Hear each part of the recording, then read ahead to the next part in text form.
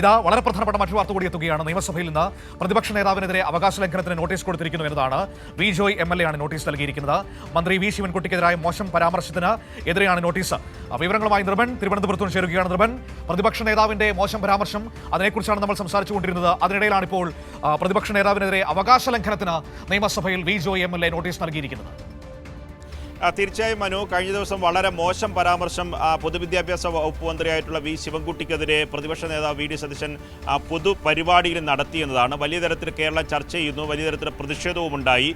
ഭരണപക്ഷത്തിൽ നിന്ന് വലിയ തരത്തിലുള്ള പ്രതിഷേധം വിവിധ നേതാക്കൾ തന്നെ ഉന്നയിച്ചു കഴിഞ്ഞു.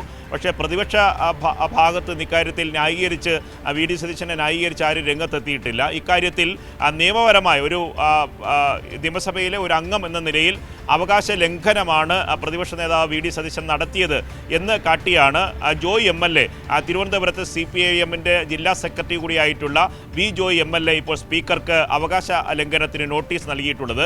നോട്ടീസ് പറയുന്ന ഏറ്റവും പ്രധാനപ്പെട്ട കാര്യം, പരസ്യമായി പൊതുജന മധ്യത്തിൽ വെച്ച് ഒരു MLA, നിയമസഭയിലെ ഒരു സാമാജികനെ, അതേ നിയമസഭയിലെ തന്നെ സാമാജികൻ പരസ്യമായി അധിക്ഷേപിച്ചു.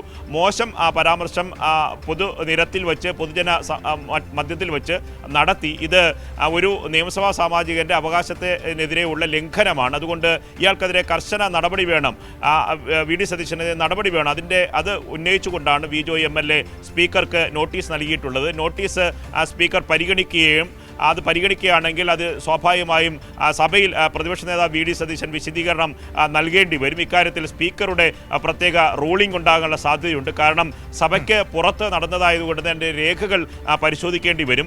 അതുകൊണ്ട് സ്പീക്കർ സ്വാഭാവികമായി അവകാശ ലംഘനത്തിന് നോട്ടീസ് പരിഗണിക്കുകയാണ് എങ്കിൽ അത് പരിശോധിക്കാം എന്ന നിർദ്ദേശമായിരിക്കും ആദ്യഘട്ടത്തിൽ നൽകുക. ഈ സഭയിൽ ഇത് ഉന്നയിച്ചുകൊണ്ട് വി ജോയ് MLA ഈ നോട്ടീസ് പരിഗണിക്കണമെന്ന് ആവശ്യപ്പെട്ടുകൊണ്ട് നോട്ടീസ് നൽകുമ്പോൾ അതിൽ സംസാരിക്കാനുള്ള അവകാശം കിട്ടാനുള്ള സാധ്യതയുണ്ട്.